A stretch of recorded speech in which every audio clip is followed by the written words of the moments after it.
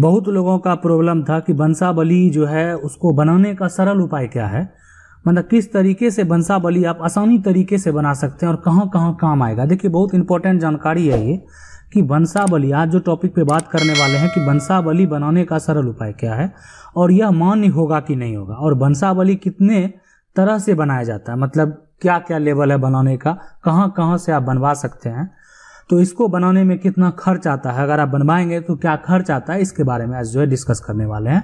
तो चलिए इसको समझते हैं। आज जो समझने वाले हैं वो वंशावली के बारे में है।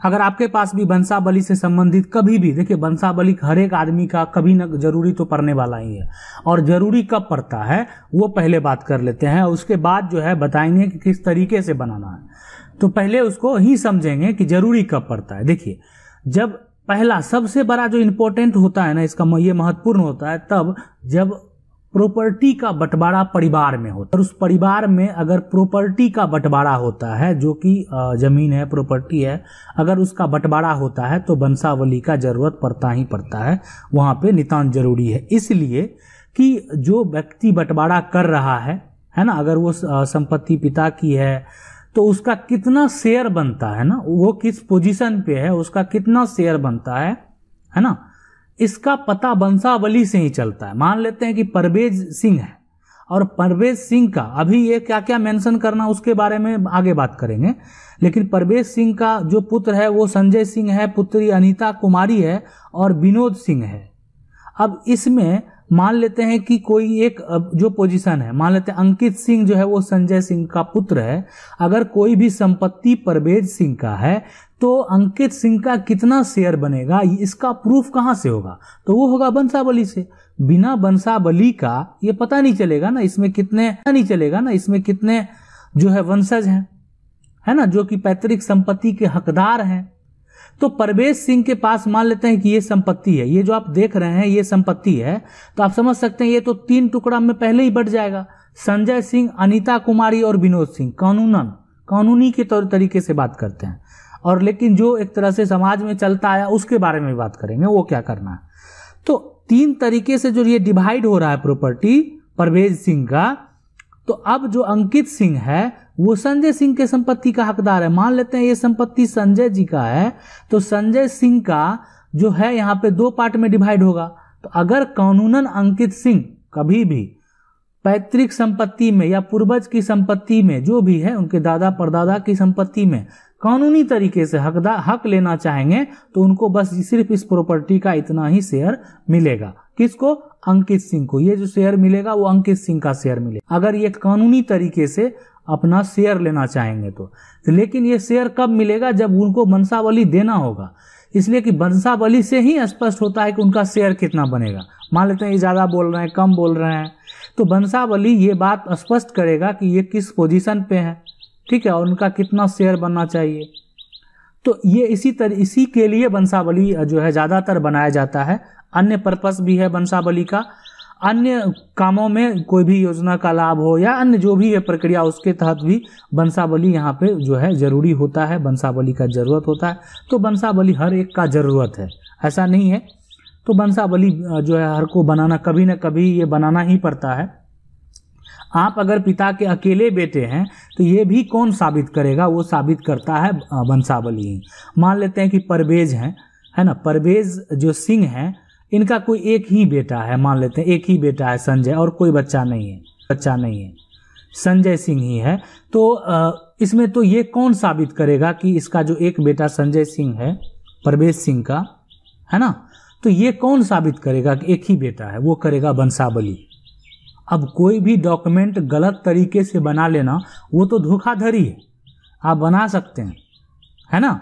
लेकिन बहुत लोग क्या करते हैं कि मान लेते हैं परवेज सिंह है और अनीता कुमारी को हिस्सा नहीं देना, तो वो क्या करते हैं, या सोचते हैं कि उनसे कोई मतलब एक तरह से कोई इन्वॉल्व नहीं रखना है, तो वो क्या करते हैं परवेज सिंह के नाम से वंशावली तैयार करके, एक हो गया संजय सिंह और दूसरा हो गया विनोद सिंह, ऐसा कर लेते हैं कि एक संजय सिंह के पास चला गया, दूसरा विनोद सिंह के पास चला गया।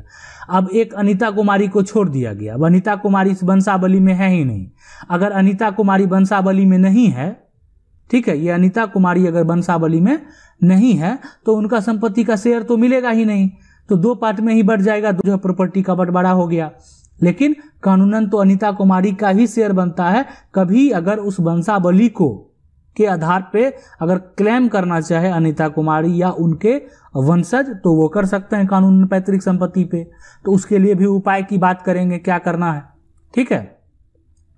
अब जब आप वंशावली बनवाएं, मान लेते हैं वंशावली जब आप बनवाएंगे तो सबसे पहले तो पूरा कहां से नाम लिखना है। देखिए, जिसके नाम से पैतृक संपत्ति है, खतियान है, ठीक है, खतियान है, जो आपके दादा परदादा हैं, और उनका नाम से शुरू करना है, उनके पिता के नाम से आपको शुरू करना है, फिर उनका नाम देना है, ठीक है। जिनके नाम से खतियान है उनके पिता के नाम से शुरू कीजिए, फिर जिनके नाम से खतियान है, अगर वो आपके दादा है, मान लेते हैं दादा, ये जो जैसे परवेज यहाँ लिखा हुआ है ना, परवेज है, तो ये दादा हो गए। तब उनके दादा के जो है 3 पुत्र थे, संजय, है ना, और इसके बाद अनीता कुमारी, विनोद। तो ये सारा मेंशन करना, अगर सही तरीके से आप बनवाएंगे तो अपना पुत्री का नाम भी दर्ज कराएंगे।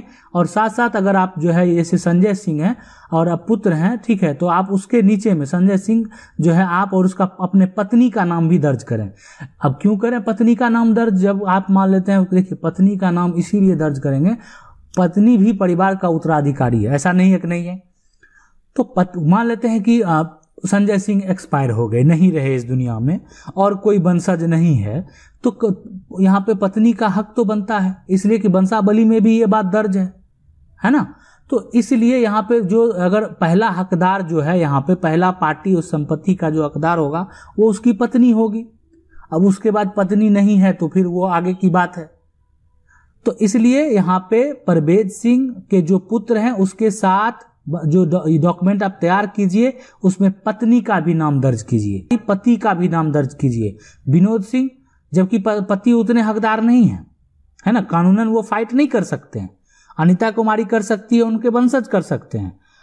उसके अलावा जो विनोद सिंह है, अब ये निसंतान है, इनको जो है आगे जनरेशन नहीं बढ़ा, तो वो मेंशन कर देंगे कि यहाँ पे विनोद सिंह पत्नी और वो निसंतान, ये भी मेंशन कर देना जरूरी होता है ना, कि विनोद सिंह के लिए, विनोद सिंह अगर एक्सपायर करते हैं तो इस संपत्ति का हकदार कौन है। इस संपत्ति में अगर विनोद सिंह एक्सपायर करते हैं और पिता जिंदा है तो पहला पार्टी यहां उनका पिता होगा, है ना।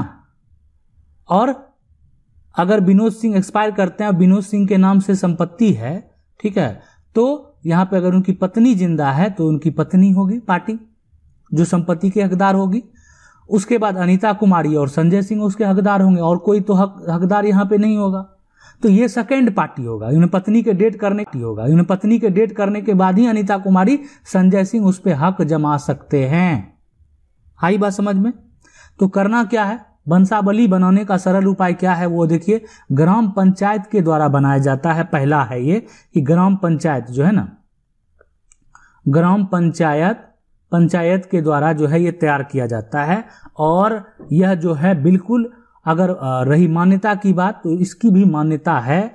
बहुत ऐसे राज्य हैं, हो सकता है कि वहां पे इस पे प्रतिबंध लगा हुआ हो, कोई बड़ी बात नहीं है ऐसा, कि ये अपना सरकार तय करती है इसमें कि उनको किस तरीके से अपना वंशावली तैयार करने के लिए अगर कुछ नियम में परिवर्तन करना चाहती है तो वहाँ के राज्य सरकार कर सकती है। तो आप अगर जिस राज्य से बिलोंग करते हैं, तो अगर राज्य हमको आज जो है कमेंट करेंगे तो हम आपको बताने का प्रयास करेंगे कि आपको किस तरीके से बनाना है, तो जो राज्य होगा। लेकिन नॉर्मल ज़्यादातर जो बात है वो वंशावली ग्राम पंचायत से आप बना सकते हैं, जिसमें जो आप पंच हैं, सरपंच हैं, उसका जो है उसके द्वारा ये चीज़ जो है तैयार किया जाता है। उसके बाद मुखिया का साइन होगा उस पे, और उसके बाद सीओ का भी साइन होता है और कर्मचारी का भी साइन होगा, ठीक है, इतना सारा जो है उस पे। लेकिन आप समझ सकते हैं यहाँ जो है सरपंच और मुखिया के द्वारा वंशावली जो है वो मान्य होता है। बहुत जगह जहाँ पे मान लेते हैं रिस्ट्रिक्शन लगा हुआ हो वहाँ मान्य नहीं होगा। दूसरा होता है कि कोर्ट से आप बनवा सकते हैं, ठीक है। कोर्ट से बनवाएंगे तो खर्च लगेगा, इसलिए खर्च लगेगा, आपको वकील का फीस तो देना होगा। वकील जो आपके वंशावली को तैयार करवाएंगे, उसको रजिस्टर करवाएंगे, वो वहाँ वकील के द्वारा जो है वो आप बनवा सकते हैं। ये कोर्ट के द्वारा है, गलत तरह से बनवाइएगा तो आपको आगे हानि हो सकती है, इसलिए वंशावली सही तरीके से बनवाइए। और कोर्ट से जाएंगे, कोई भी सिविल कोर्ट में वकील से संपर्क करेंगे और वहाँ बोलेंगे कि हमको वंशावली तैयार कराना है, और ऐसे ऐसे है तो कोर्ट से भी आपका के बाद उसमें अपनी जो है पुत्री का नाम भी जरूर दर्ज करें जो है। और जब भी आप आपस में बंटवारा करें तो हम बोलते हैं कि वहां से ठीक है, आप अगर पुत्री को हटा देंगे थोड़ा देर के लिए, आप वैसे कर सकते हैं, सब कोई दिक्कत नहीं होगा, सब कुछ हो जाएगा, सब आपके नाम पे जमीन वगैरह भी आ जाएगा। लेकिन अगर फ्यूचर में पुत्री अगर क्लेम करती है या उनके बच्चे क्लेम कर सकते हैं कानूनी तरीके से, तो फिर आप केस हार भी सकते हैं। इसलिए ऐसा हो सकता है कि वंशावली तैयार करें, जब बंटवारा का कागज बनाए तो एनओसी आप ले सकते हैं। एनओसी कैसे लेंगे जो है बेटी से, वो हम आपको जो है डिटेल में एक वीडियो बना के जरूर बताएंगे। आशा करते हैं वीडियो अच्छा लगा होगा। वीडियो अच्छा लगा वीडियो को लाइक जरूर कर दीजिए। चैनल को पहली बार देख रहे हैं सब्सक्राइब करके जो बेल आइकन है उसको जरूर दबा लीजिए। मिलते हैं अगले वीडियो में, तब तक के लिए जय हिंद।